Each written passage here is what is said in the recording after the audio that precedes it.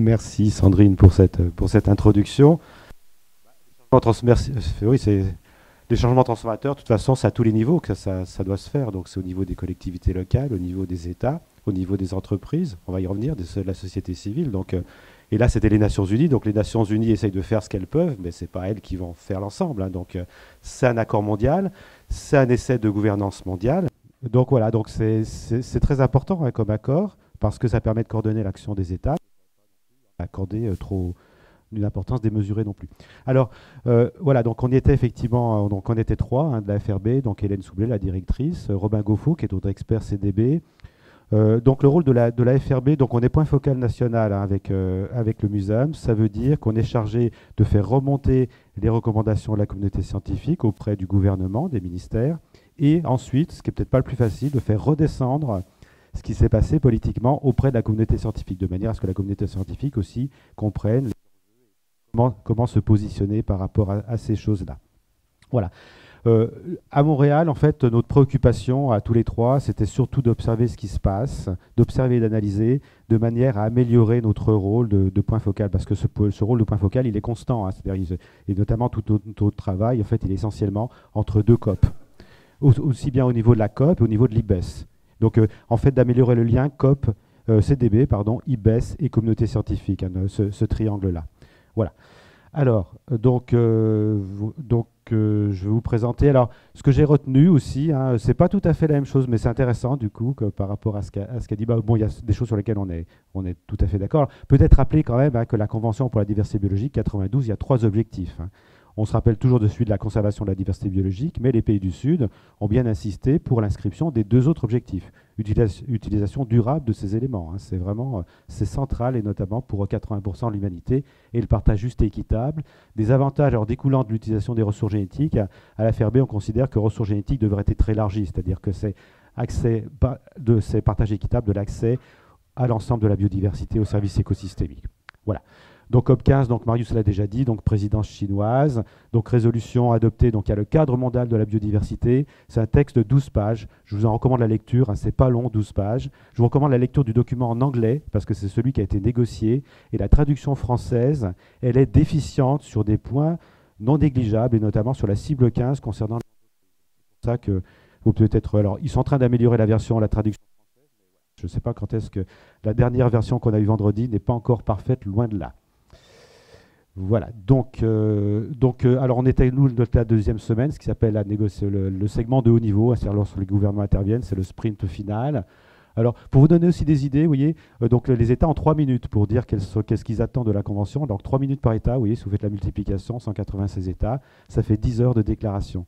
Mais c'est intéressant, hein. Je pense que ça serait intéressant de reprendre justement comment se sont positionnés les différents États. Marius l'a un peu dit, donc la France a dit réduction des pesticides, et l'Inde et l'Indonésie sont intervenus tout de suite après pour dire qu'ils étaient contre la réduction des pesticides, hein. Il y avait tout ça dans ces 10 heures. Voilà, ce qui m'a paru intéressant, c'est qu'il y avait des déclarations conclusives avant la négociation finale. Donc ça, je crois que c'est plus ou moins la Chine, hein, qui a organisé cela, qui a orchestré cela. Donc la présidence chinoise a rappelé que l'important c'était d'instaurer une civilisation écologique. Au passage, je ne sais pas si tout le monde est au courant, mais ce principe est inscrit dans la constitution chinoise depuis 2018. Hein, c'est-à-dire que le Parti communiste chinois a comme mission d'instaurer une civilisation écologique. Et si vous regardez la définition de la civilisation écologique, ça ressemble pas mal à celle des changements transformateurs de l'IPBES. Donc au passage, je dirais que peut-être la Chine, en tout cas dans son discours, est peut-être en avance. Après, comment dire, la différence entre les discours et les actes, c'est en Chine, c'est peut-être comme en Europe, hein, voilà, bon. Donc, voilà, je voulais vous inviter aussi donc, dans ces déclarations conclusives. Donc, la présidence chinoise a parlé aussi d'un véritable multilatéralisme. Le Québec, alors ce qui m'a frappé, c'est que le Québec a parlé essentiellement de manière biophysique, hein, c'est-à-dire qu'ils ont parlé des problèmes de la nature. Les pays asiatiques me semblent beaucoup plus intégratifs, hein, c'est-à-dire qu'en général, ils parlent toujours des relations société-nature. Ils prennent en compte les manières. Il nous a semblé, en comparant aussi, on a fait ça avec Hélène Soublet, hein, de comparer les pavillons nationaux, et vraiment, c'est assez frappant la différence entre l'Asie et notamment l'Europe. Bon, les peuples indigènes ont dit qu'ils étaient satisfaits. Ils sont mentionnés 19 fois dans un texte de 12 pages, donc effectivement, on voit qu'ils sont très présents. Après, donc, il y a un représentant des ONG, curieusement, c'était quelqu'un de chinois, qui a expliqué. Alors, ce que j'ai trouvé intéressant, c'est qu'il ne se plaçait pas souvent, les ONG sont dans une perspective plutôt conflictuelle, alors que là, ils insistaient sur le fait que l'objectif des ONG, c'est d'arriver à faire du mutualisme, de la bonne entente entre le monde économique, les États et les ONG. Voilà, donc c'était une vision un peu différente. Bon. Et après, donc, deux interventions. Donc, c'était des Occidentaux, d'une part du monde économique, ensuite du monde financier. Et les deux ont été très clairs sur le fait que les États avaient une responsabilité importante et cruciale, qui était de fixer les règles du jeu.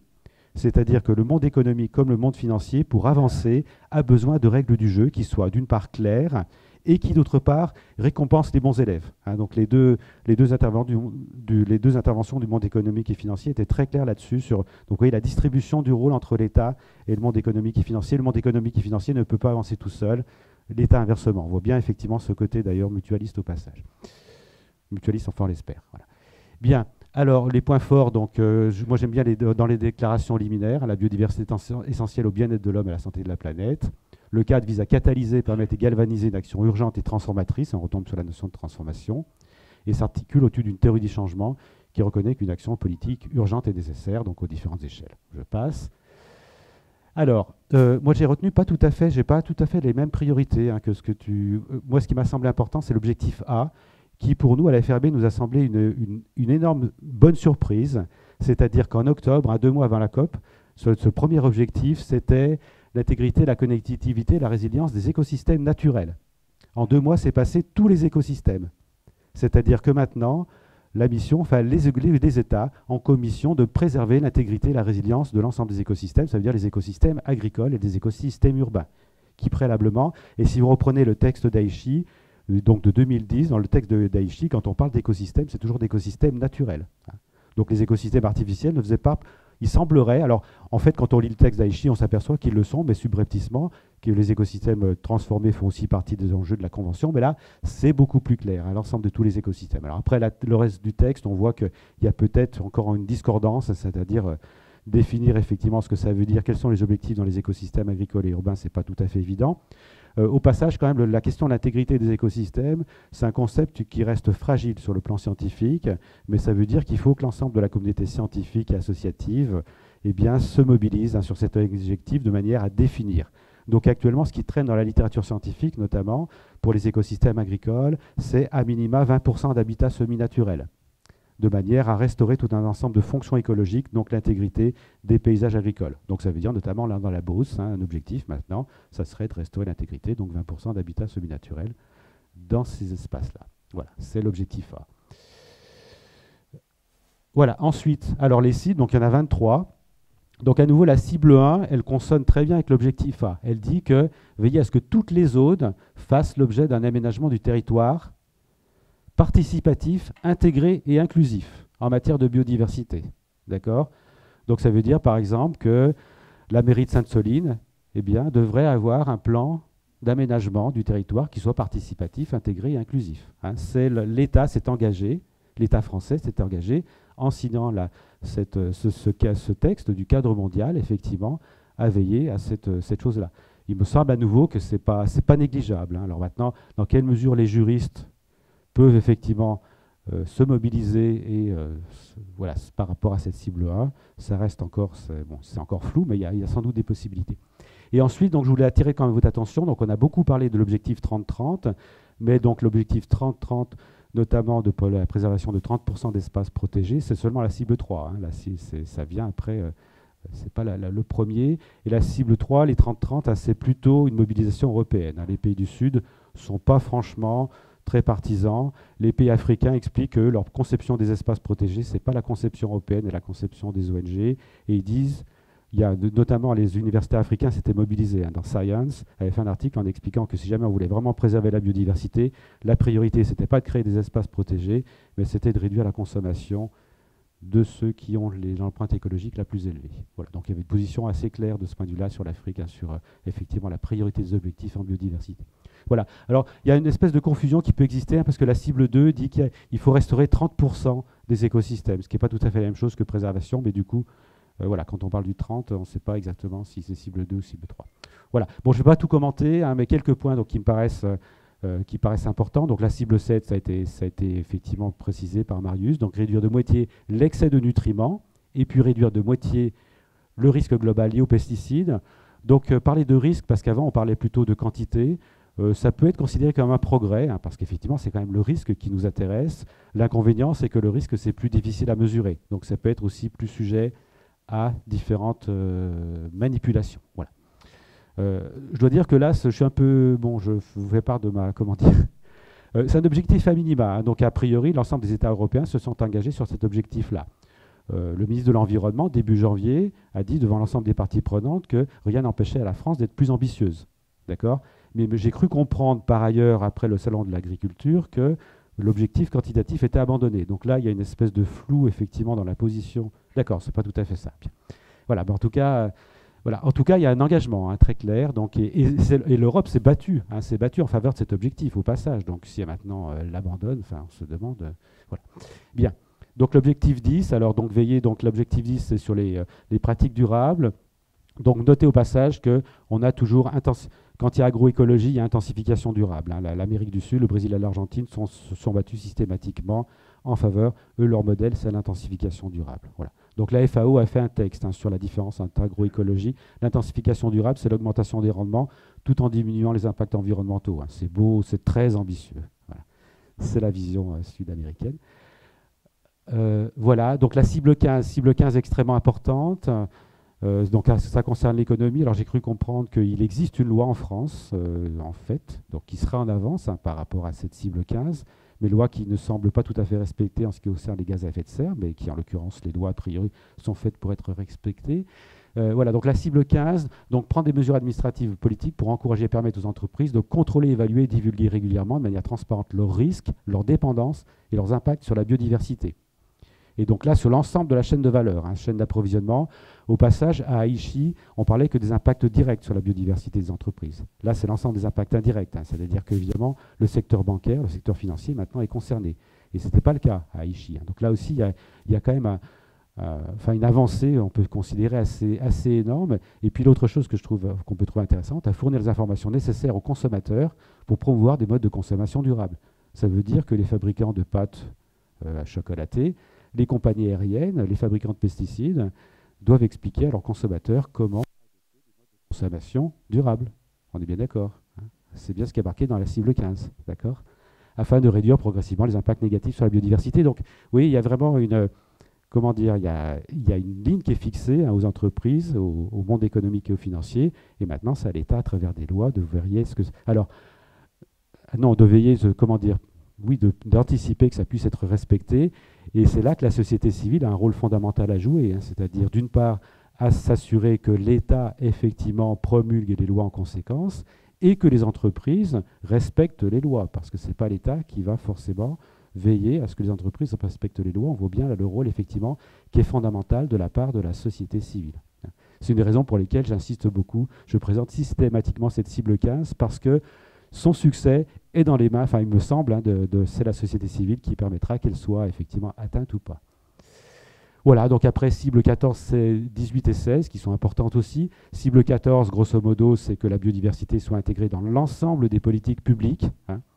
Donc actuellement, effectivement, un des enjeux au sein du gouvernement, c'est d'expliquer à tous les ministres qui sont concernés par la biodiversité, parce qu'apparemment, encore à ce stade-là, il y a un certain nombre de ministres qui n'ont pas compris qu'effectivement leur ministère était concerné par la biodiversité. Donc là, il y a une œuvre de pédagogie dans laquelle nous sommes notamment FRB engagés, effectivement, d'expliciter, voilà, pour l'ensemble des ministères, que l'ensemble de l'action publique est concerné. Cible 16, veiller à ce que les personnes soient encouragées et habilitées à faire des choix de consommation durable. Hein. Donc là, on tombe, donc réduire l'empreinte mondiale de la consommation de manière équitable. Hein. L'Europe voulait empreinte écologique. L'empreinte écologique sur le plan scientifique n'est pas forcément très solide. La Chine a préféré empreinte mondiale, c'est pas forcément moins bien. Voilà. Et cible 18, donc c'était sur les subventions néfastes à la biodiversité, sur lesquelles on a beaucoup parlé, effectivement, c'est revenu. L'Europe voulait un objectif qui était plus ambitieux, et les pays du Sud étaient contre effectivement un objectif très, très ambitieux de réduction des subventions dommageables, sachant que pour eux, effectivement, il peut y avoir des questions économiques, hein, c'est-à-dire que assez cruciales sur la réduction des subventions dommageables qui peuvent impacter de manière forte l'activité économique. Voilà. Perspective, donc pour terminer, donc mes remarques. Les remarques tout d'abord, c'est que vraiment, il y a un caractère systémique des 4 objectifs et des 23 cibles, hein, c'est-à-dire qu'il y a vraiment énormément de choses. On a quand même l'impression que l'ensemble des thématiques scientifiques qui existent actuellement autour de la préservation de la biodiversité, elles sont traitées à travers ces 23 objectifs et ces 4 objectifs et ces 23 cibles. Donc de ce point de vue-là, c'est impressionnant. Et c'est pour ça que vraiment, on vous recommande de lire ce document de 12 pages qui est vraiment très riche. Donc c'est un engagement à minima des États, je l'ai déjà dit. Donc le ministre de l'Environnement l'a rappelé plusieurs fois, hein, à Montréal comme à Paris, qu'effectivement les États pouvaient être plus ambitieux. Alors on pose souvent la question succès ou échec, c'est la question un peu tarte à la crème. Voilà, mais en tout cas tous les écosystèmes et tous les territoires sont concernés. Donc ça nous c'est vraiment énorme, et notamment sur le plan conceptuel. Vous savez, on parle toujours de dépasser le partage nature-culture. Bah, là, on y est, hein, c'est-à-dire qu'effectivement, la nature, elle est partout, elle est importante partout, dans tous les territoires, dans toutes les activités, les paysages. Voilà. Donc le monde économique, je l'ai déjà dit, il est beaucoup plus concerné maintenant, hein. Il y a vraiment la logique, l'ensemble du monde économique, alors qu'avant, c'était plutôt les impacts directs. Voilà, il y a des choses qui sont plus précises. L'ordre des cibles est beaucoup plus logique aussi, et je dirais beaucoup plus ambitieux. À Aichi, le premier objectif, c'était de sensibiliser l'humanité à la biodiversité. Bon, quand même, on se dit, là oui, le premier objectif, c'est la biodiversité et la résilience de tous les écosystèmes. Quand même, ça va beaucoup plus, on peut dire quand même que ça va beaucoup plus loin. Voilà. Le texte biodiversité et climat a été rejeté. Hein, donc c'est un texte pour expliquer que la biodiversité allait jouer un rôle fondamental dans l'adaptation au changement climatique. Et le Brésil et l'Argentine ont dit vraiment c'est très compliqué les relations biodiversité et climat, on ne sait pas trop de quoi il s'agit. Donc on va peut-être encore attendre 4 ans avant de décider s'il y a vraiment un lien entre biodiversité et climat. Je plaisante, mais enfin, voilà, c'est un peu ça quand même, hein, le discours de l'Amérique du Sud. Voilà, mais l'Amérique du Sud bloque systématiquement. Hein, c'est-à-dire qu'actuellement, sachez qu'effectivement, il y a une tentative de convergence, hein, entre le GIEC et l'IPBES, entre les conventions climat et biodiversité. Et très clairement, l'Amérique du Sud est très vigilante pour empêcher cette convergence, hein, pour séparer, et notamment à cause de l'enjeu biocarburant pour l'Amérique du Sud. Voilà. Bon, c'est un peu...